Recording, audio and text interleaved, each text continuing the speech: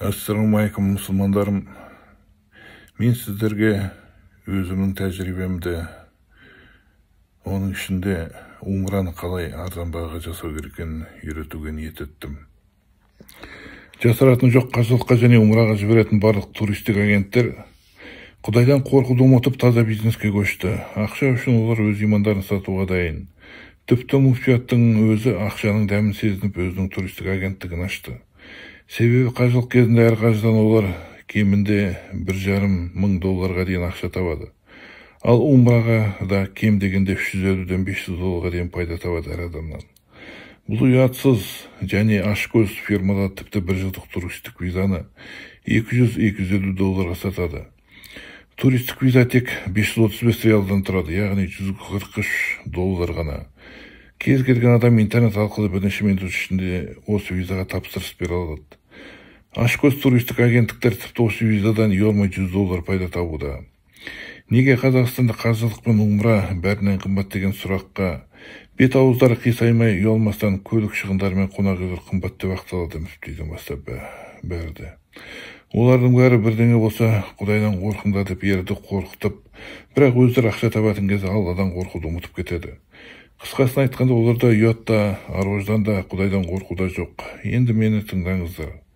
Меккедегі қонақ үйлер біздікінен қымбат емес, олар тек Рамазан айында ғана аздап қымбаттайды. Ашкөз және ұятсыз туристік агенттіктер сізді алдап, қаражатыңыздан пайда табулар үшін интернет арқылы умра жасауға туристік визаны өзіңіз жасап ала аласыз. Бірнеше минут ішінде. Ешқандай қиындығы жоқ. Туристік агенттіктер әдейі авиарейстер мен қонақ үйлерді оптималады, сондықтан оларға өте жақсы жеңілдіктер жасайды. Бірақ сіз егер 2 адам болсаңыз, осы туристік агенттіктерден де арзанырақ ала аласыз. Жоғарыда айтылғандай интернет арқылы туристік визаға $143 тапсырыс беріңіз. Ол 1 жыл бойы жарамды. Содан кейін интернет арқылы әуе билетін сатып алыңыз. Соғұрлым тезірек сатып алсаңыз, соғұрлым арзанға болады. Содан кейін интернет арқылы қонақ үйге тапсырыс беріңіз. Сосын Меккеге келгеннен кейін сол жерде ақшаңыз төлейсіз гостиницаға. Бәрі оп-оңай. Умра жасау үшін Мединаға барудың қажеті жоқ. Сондықтан сіз өзіңізді Меккеге сапармен ғана шектей аласыз. Жиддаға қонғанда қонақ үйге дейін такси $200 тұрады. Сіз $50 келісе аласыз. Сондай-ақ арзан автобустар бар, бірнеше кісіге арналған микроавтобустар бар. Соларға отырсаңыз, онда тіпті арзанға түседі. 1 айдан кейін мен, иншаллах, әйелім екеуміз умра жасауға ниет еттік. Мен интернет арқылы бәріне тапсырыс бердім.